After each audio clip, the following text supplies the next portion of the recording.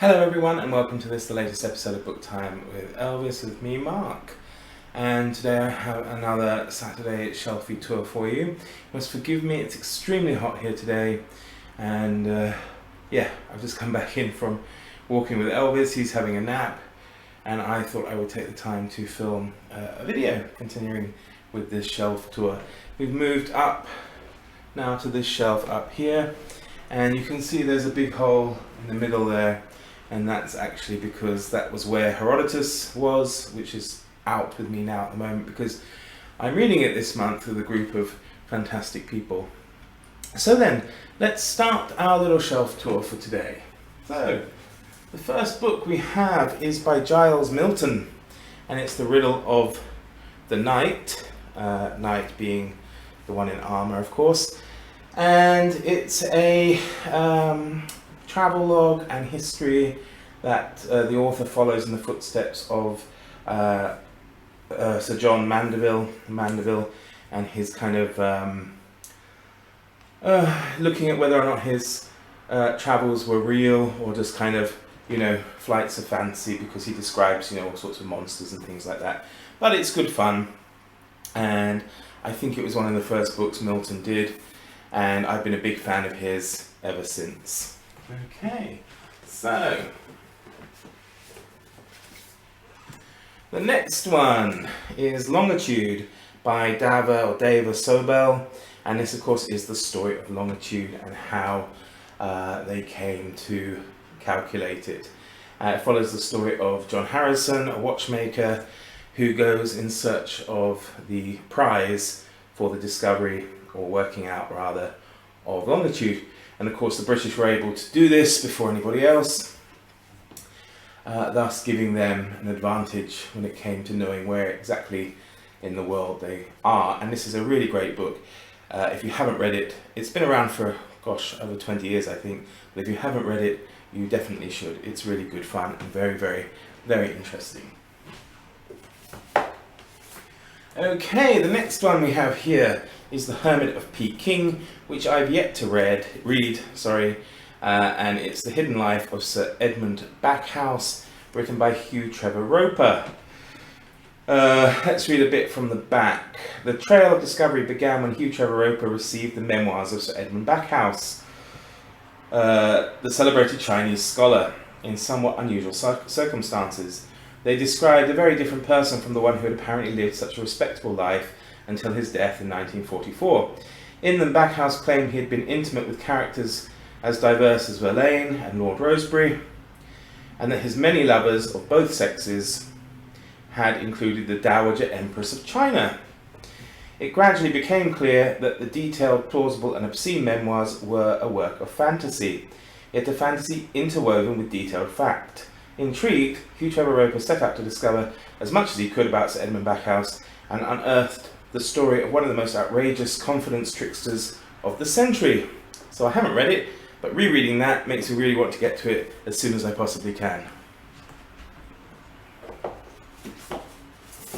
Okay, the next one we have here is a Tuttle published Life of Shogun Tokugawa Ieyasu by A.L. Sadler.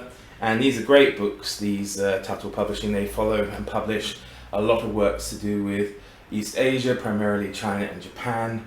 And this, of course, is the biography, if you like, of the first of the Tokugawa shoguns who ruled Japan from the beginning of the 17th century all the way through till the middle of or towards the end of the 19th century. So there you go. Okay, the next ones, these are all of the same author actually, so I can just kind of go through them together. As you can see, I have quite an interest in Asian history, having spent a good few years out there. These are all written by John Mann, and they include The Terracotta Army, which of course is the story of China's first emperor and the birth of a nation.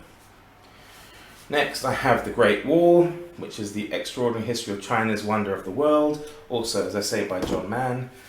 Then there is Genghis Khan, Kublai Khan, and Xanadu. So I've read, I think, only 2 of them, but I quite like John Mann. He kind of infuses his travels with the history that he's doing, and he kind of goes to these places. So for the Great Wall, he goes in search of the Great Wall, so he goes all over the place, really looking for like the original sites and original parts of it, and they're very interesting. So yeah, if you have an interest in China, then check him out. He's pretty good. Next, I have another book on China, The Dynasties of China by Bamber Gascoigne, and of course it's just a short history of all the different dynasties, or dynasties, whichever you prefer, that rule China. So there we go. Next we move into history, some other history, European history, or maybe world history I suppose, with this book, Churchill's Generals, by the historian John Keegan. And it just, each chapter, if you like, is a small kind of biography of each one of Churchill's generals, including, of course, Alan Brooke, who else is there? Alan Brooke, Auchinleck, Ironside, Wavell, Montgomery, etc., as well as one of my favourites, Carleton de Wyatt, who I've mentioned before in about when I talked about his autobiography, Happy Odyssey, which I've mentioned a few times.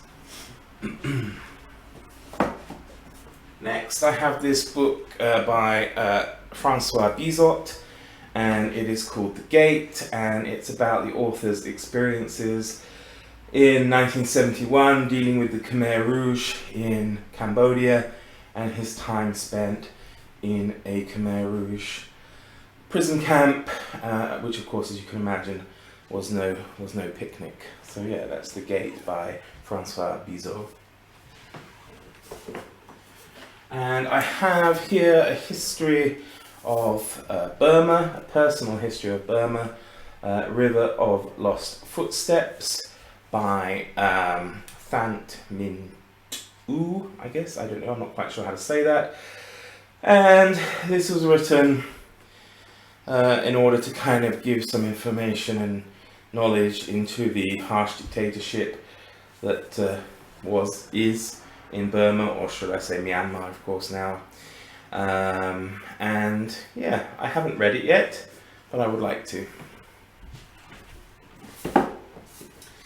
Another Chinese book here, this one by Ma Jian, and it's called Red Dust, and it follows the author's 1983 travels through China. And I have read it, but it was quite a while ago, and it's pretty interesting. He talks about his life and his loves and also his travels. So yeah, I'd say if you're interested in reading a bit about China in the 80s by a Chinese person, then this is a very good read. So I have another Giles Milton.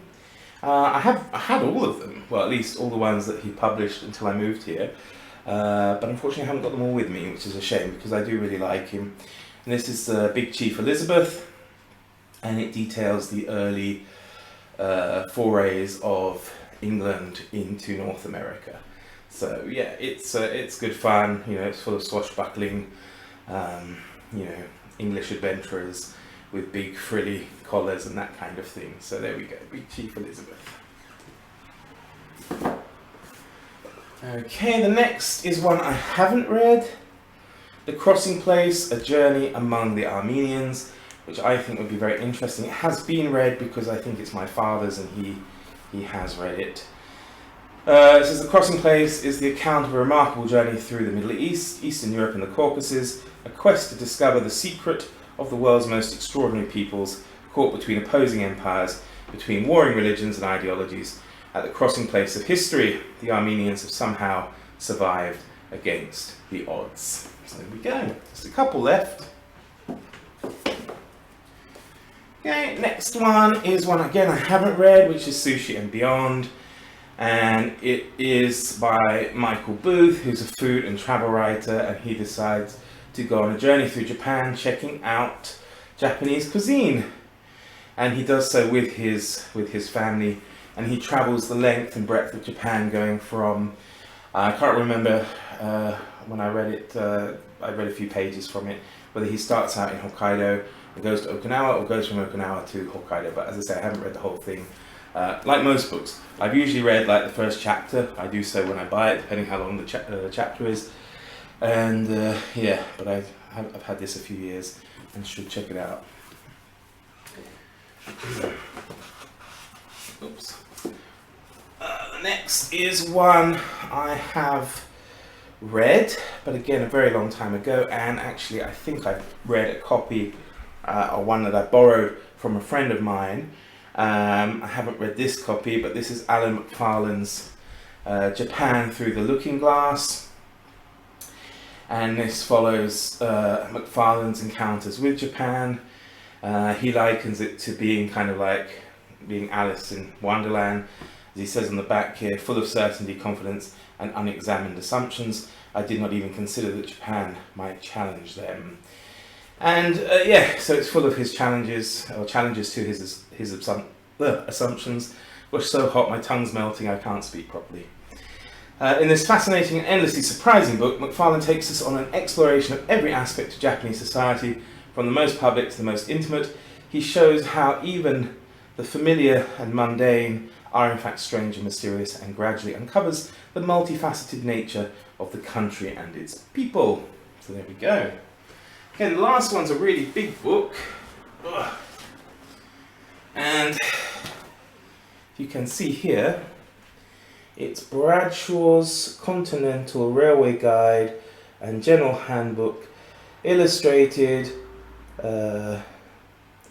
with, I can't read backwards there, hang on, illustrated with local and other maps, special edition 3 and 6. Now obviously this is not an original copy of the Bradshaw's Guide, because it's from 1913. This is a facsimile copy, but it's very nicely done. And I got it because I watched years ago Michael Portillo's Great Continental Railway Journeys, where he decided to travel around Europe using a 1913 Bradshaw's Travel Guide, and seeing of course how it would have been impacted by the onset of the First World War. And it's very nice. It's got all like the original, oh excuse me there, it's a bit dusty, advertisements and things in there. There's maps tucked into little folders here. It's very small, but it gives you all the railway timetables and everything that were going on in Europe in 1913. And also, as you move to the middle of the book, you start to get the travel guides again, and more maps and things like that. I mean, it's very interesting because, of course, a lot of places either don't exist now, or don't exist as they did then, or there are some new places that cropped up. So when I look up, for example, Prague, in the country that I live, the Czech Republic doesn't exist. Instead, it crops up under Austria. So there we go. But the TV show is well worth checking out if you haven't done so. And yeah, it's really nice that it gives you like these advertisements for different hotels to stay in en route, as well as places to, like, you know, get your guns cleaned, or, you know, all that kind of stuff. So it's good fun. So there's like a program of entertainments that were taking place in The Hague in Holland throughout 1913 and stuff like that. So yeah, it's good fun. Obviously I haven't read it cover to cover, but it's nice to have a look at from time to time. So, oops. There we go. So I hope you enjoyed that. Apologies for the huffing and puffing, as I say, it's really hot. I'm in an enclosed room and the sun is really coming in from there. I should have probably waited till a bit later on in the day to do it, but I've been having issues with uploading to YouTube. It seems to be taking forever. I don't know whether I have some kind of quota or not, but it does seem to happen periodically that after a run of uploads, it seems to then slow down for a couple of days. You know, and even, you know, I dread to think how long this video will take, because even, you know, a 5-6 minute video seems to be taking an hour these days. So I don't know if it's YouTube, but you know, all my other internet uploads and downloads are quite fine. So very strange. Anyway, I wish you all a great weekend. Thank you for coming on this little tour with me, and I look forward to seeing you all next time. Take care, all the best, bye bye.